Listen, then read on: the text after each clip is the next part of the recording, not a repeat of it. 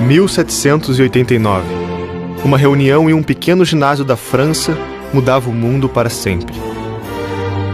Em uma quadra de tênis, franceses juraram não desistir até que uma revolução fosse estabelecida.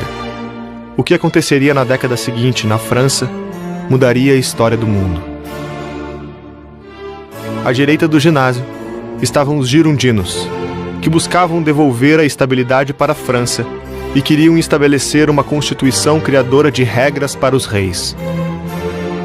À esquerda sentavam os jacobinos, radicais que defendiam iluminar a sociedade a partir da completa ruptura com o passado e a construção de uma nova sociedade, uma nova natureza humana, cujos poderes seriam ilimitados.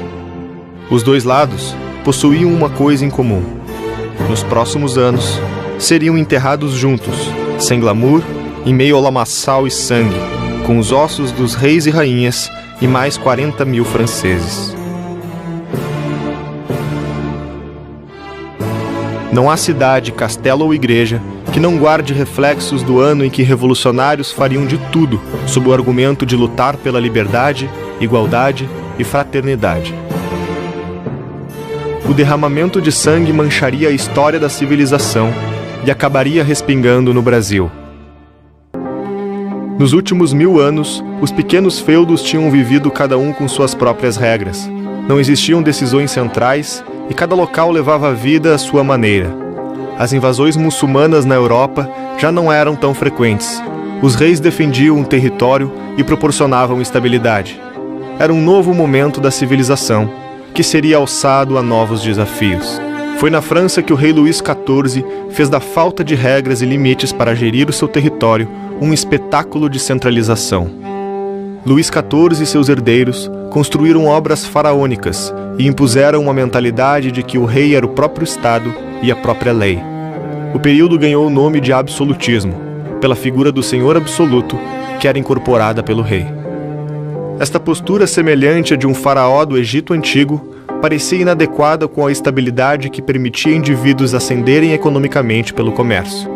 A corte precisava de cada vez mais dinheiro para sustentar suas decisões e os comerciantes estavam insatisfeitos com os altos impostos e os rumos da economia francesa.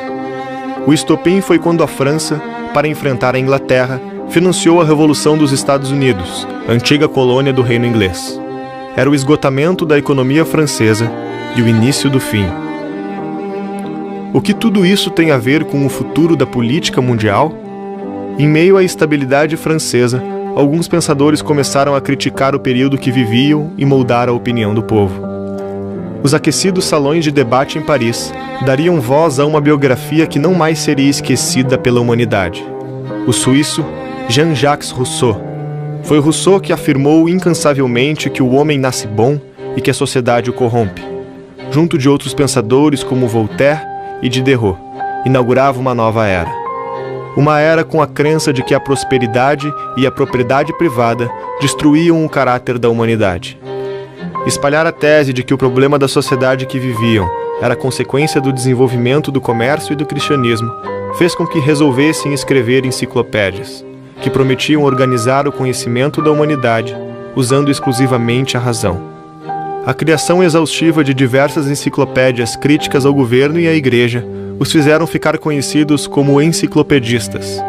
Para muitos, a Revolução Francesa começa na queda do rei. Para os mais atentos, começou nos livros.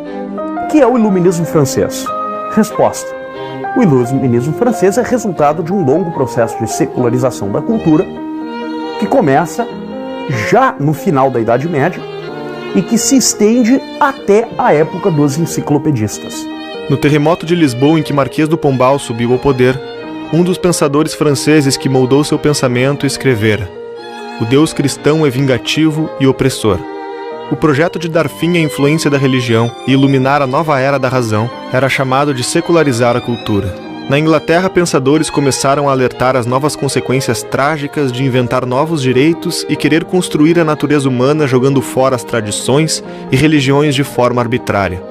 Um novo governante não podia romper os direitos naturais de um homem, aqueles direitos que nasciam com ele: o direito à vida, à propriedade e a busca pela felicidade.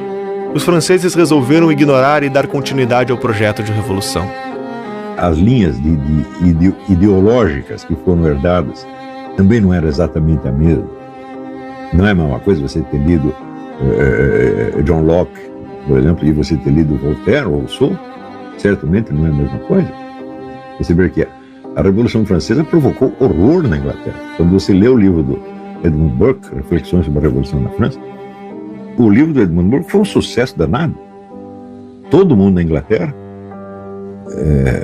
ficou assustado com aquela sangueira da França. A Inglaterra já tinha tido sua sangueira também, mas por outros motivos, por motivo religioso, né? Uma coisa é você enforcar católico, outra coisa é você sair enforcando todo mundo aí. A crise econômica na França chegava no auge e o rei nomeia um novo ministro das Finanças para consertar o desastre, Jacques Necker. O rei escolheu Necker por acreditar que ele entendia as demandas do povo. Necker era simpático às novas ideologias e defendia uma nova ideia. O Estado devia garantir a comida do povo.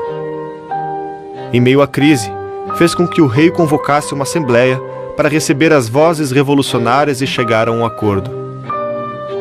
Era a primeira vez em mais de um século que isso acontecia. No dia da Assembleia, um jovem eloquente chegava em Versalhes para lutar pelas ideias iluministas que ele aprendeu com Rousseau e Voltaire nos salões de Paris. A promessa de igualdade agora estava representada por uma voz poderosa, que até hoje gera calafrios na história da humanidade. Maximilien Robespierre. As cortes ficaram assustadas com as intenções violentas e revolucionárias e resolveram dar fim na Assembleia. Os revolucionários decidiram que não iriam parar, com ou sem o rei. Foram para um ginásio próximo e prometeram nunca desistir até conseguirem a revolução. Neste dia, estava declarada a Revolução Francesa. Nasciam os termos direita e esquerda no ginásio que decidiria a nova Constituição. Que a Revolução Francesa começa com essa ideia, né, da nation, ou seja, aqueles que se identificavam como povo, de destituir do poder somente aquele 2% da população que correspondia ao clero e à nobreza. E aí se reúne em torno de um clube, né, o clube dos jacobinos. Os jacobinos eram também muitas vezes nobres, tá entendendo? Porque só fala, a revolta burguesa, você vai ver um por um lá, não é. Tinham alguns burgueses. Havia também os girondinos, que na verdade eram nobres e reformadores. Esse grupo tinha que se organizar, né? Porque não dá, o povo inteiro vai comandar, isso não existe. Esquerda e direita são termos razoavelmente simples se a gente for estudar a Revolução Francesa, ou seja, ali em 1789, quando você convoca a Assembleia, acho que já um pouquinho depois, você vai ter os três estamentos ali representados e que seria o equivalente aos nossos deputados de hoje, né, aquelas votações que a gente tem hoje, eles se dividem em dois grupos. Jacobinos para um lado e girondinos de outro. Robespierre lideraria a Assembleia e chegaria ao poder sendo o defensor da igualdade. Nutrido de uma paixão exacerbada pelas suas ideias, não via limite para suas ações, desde que praticadas em nome da causa. Virtude sem terror é funesta. Terror sem virtude é ineficaz. Terror não é nada mais do que a imediata, severa e inflexível justiça. Maximilien Robespierre. O povo deveria ter medo de seguir as antigas tradições e todos deveriam aderir à revolução. A sua política foi chamada de período do terror. Robespierre ainda estava em dúvida sobre como causar o medo necessário na população para obedecer à busca do novo homem. Foi sugerido então na Assembleia que se instalasse na Praça Pública de Paris um mecanismo simples que tornaria igualitária e justa a execução dos inimigos da revolução. O autor dessa sugestão foi o médico francês José Inácio Guillotin. A guilhotina passaria a estar presente no dia a dia da França e entre suas vítimas constaria professores, cientistas, padres, freiras, filósofos, nobres e outros 40.000 cidadãos que seriam guilhotinados em menos de um ano. O rei e a rainha Maria Antonieta também seriam decapitados. No momento da decapitação, a rainha implorou perdão segundos antes de ser decapitada e ter sua cabeça levantada pelos cabelos para os revolucionários que gritavam "Viva a República!". Você ter um governo que pode fazer tudo, sem absolutamente nenhum limite, isso chama-se, foi o terror jacobino que aconteceu após a Revolução Francesa. O lema dos jacobinos, por sinal, deixava bem claro o que é esquerda.